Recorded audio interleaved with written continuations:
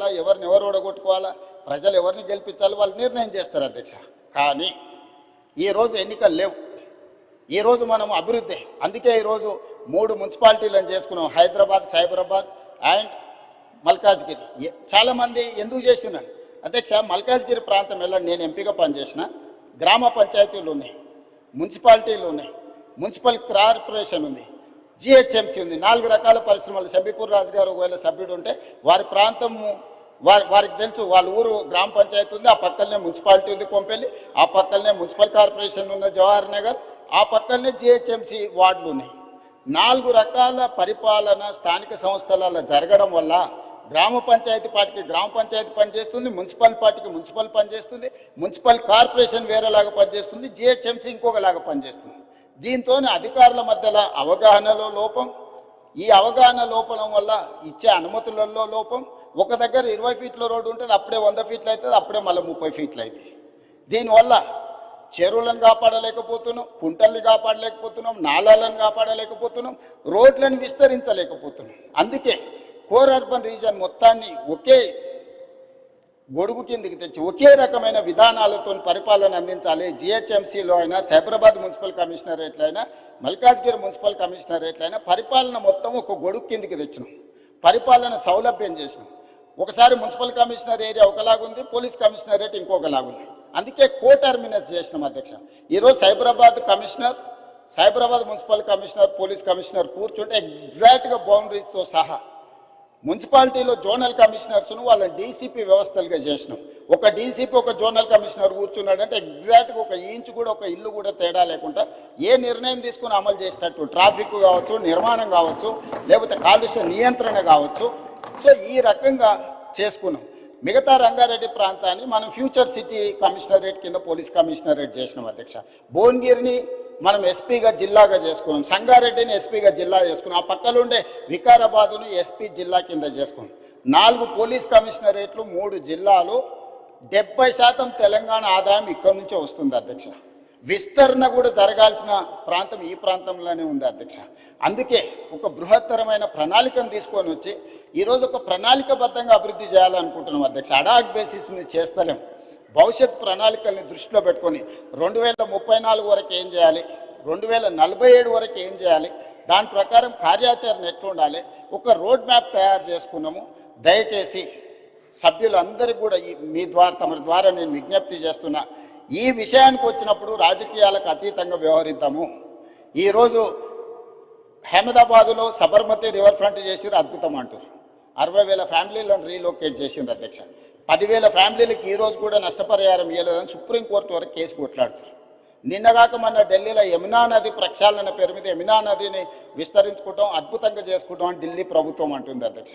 ఉత్తరప్రదేశ్లో గంగా నది ప్రక్షాళన చేసినాం, వారణాసిని ప్రక్షాళన చేసినామని కొన్ని రాజకీయ పార్టీలు, ప్రజాప్రతినిధులు అంటున్నారు. మేము ఎప్పుడు వాటిని వ్యతిరేకించలే.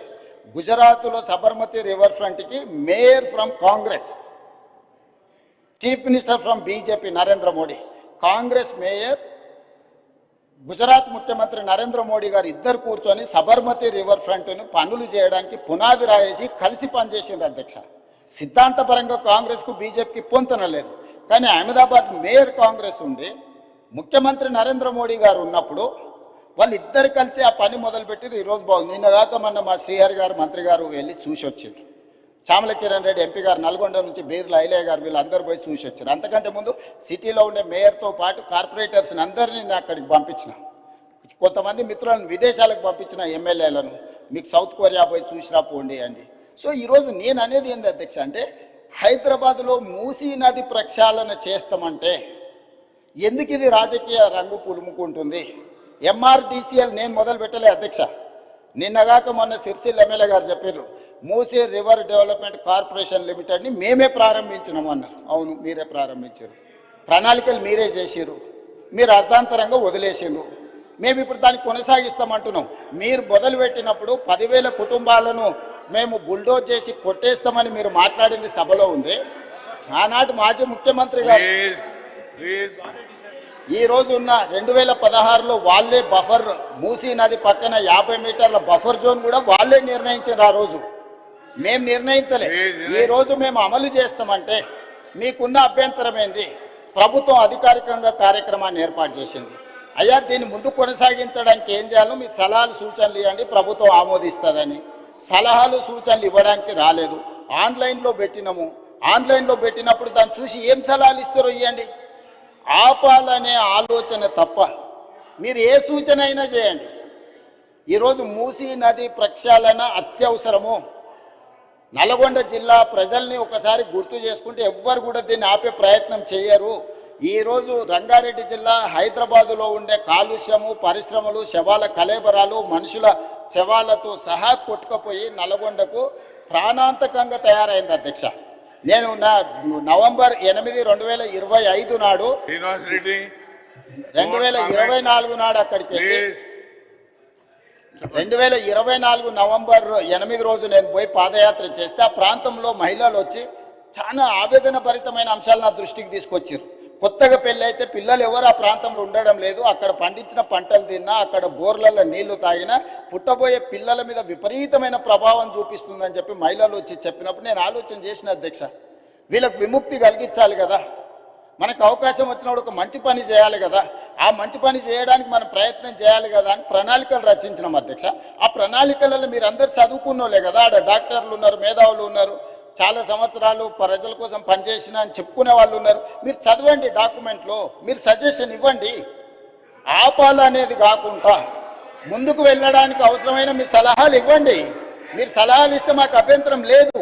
ఆ సలహాలను మా ప్రభుత్వం స్వీకరిస్తుంది. అంతే తప్ప మేము చెయ్యలేము, మేము ఆపేస్తామనే విధానము ఎవరికి మంచిది కాదు. దయచేసి చైర్మన్ సార్, మీ ద్వారా ప్రధాన ప్రతిపక్షానికి నా సూచన ఒక్కటే, మీరు ఏం సలహాలు ఇస్తారో ఇవ్వండి. నిరభ్యంతరంగా మేము వాటిని స్వీకరిస్తాం. ప్రజలకు ఉపయోగపడేది ఉంటే 100% వాటిని అమలు చేస్తాం. మీరు ప్రాజెక్టును ఆపాలన్న ఆలోచన నుంచి బయటకు వచ్చి రాజకీయ ప్రయోజనము, రాజకీయ కక్షని పక్కన పెట్టేసి మీరు ముందుకొచ్చి ఏమైనా సూచన చేయండి. ఈ ప్రభుత్వం ఓపెన్ మైండ్తో ఉంది.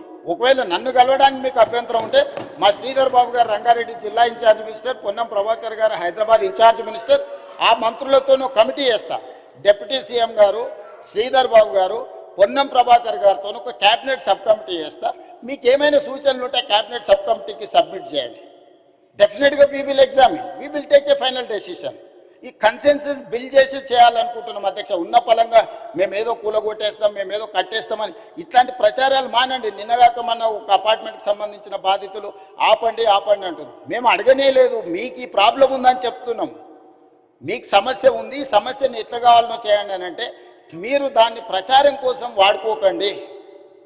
ఈరోజు ఆడ గాంధీ సరోవర్ కట్టడానికి 98 ఎకరాలు డిఫెన్స్ ల్యాండ్ కేంద్ర ప్రభుత్వం ఇస్తుంది అధ్యక్ష. టూరిజం దగ్గర రాష్ట్ర ప్రభుత్వం దగ్గర ఇంకొక 100 ఎకరాల ల్యాండ్ దాదాపు ఉంది. ఆ అపార్ట్మెంట్స్ ల్యాండ్ తీసుకోకపోయినా ప్రభుత్వానికి ఆ ప్రాజెక్టుకి ఎలాంటి ఇబ్బంది లేదు. ఆ ప్రాజెక్టులో అపార్ట్మెంట్స్లో ఉన్న మిత్రులకు నేను చెప్పేది ఒకటే, 2005-06లో మీరు పర్మిషన్ తెచ్చుకున్నప్పుడు అది చిన్న నాలా కింద చూపించి 9 మీటర్ల బఫర్ జోన్ చూపించి మీరు అనుమతులు తెచ్చుకున్నారు. 2012లో 2016లో బఫర్ జోన్ 50 మీటర్లకు, అది మూసీ నది పరివాహక ప్రాంతం కాబట్టి 50 మీటర్ల బఫర్ జోన్ డిఫైన్ అయిపోయింది. 50 మీటర్ల ప్రకారం మార్క్ చేస్తే సగం అపార్ట్మెంట్స్ ఈరోజు బఫర్ జోన్లో ఉన్నాయి. రేపు భవిష్యత్తులో అది కొనుక్కోవడానికి, అమ్ముకోవడానికి పనికిరాదు. రేపు భవిష్యత్తులో ఏమీ చేసుకోలేరు, మీకు నష్టం జరుగుతుందని మాత్రమే చెప్తున్నాము. వాళ్ళకి ఇష్టమైతే ఆ ల్యాండ్ ప్రభుత్వ అభివృద్ధిలో భాగస్వామ్యం ఇప్పుడు చేస్తే వాళ్ళకు నష్టపరిహారం ఇచ్చి ప్రత్యామ్నాయం చూపించడానికి మాకు అభ్యంతరం లేదు అధ్యక్ష. ఎవరిని నిరాశ్రయులను చేస్తలేము అధ్యక్ష. అధ్యక్ష నా సూచన ఒక్కటే అధ్యక్ష, నా సూచన ఒక్కటే,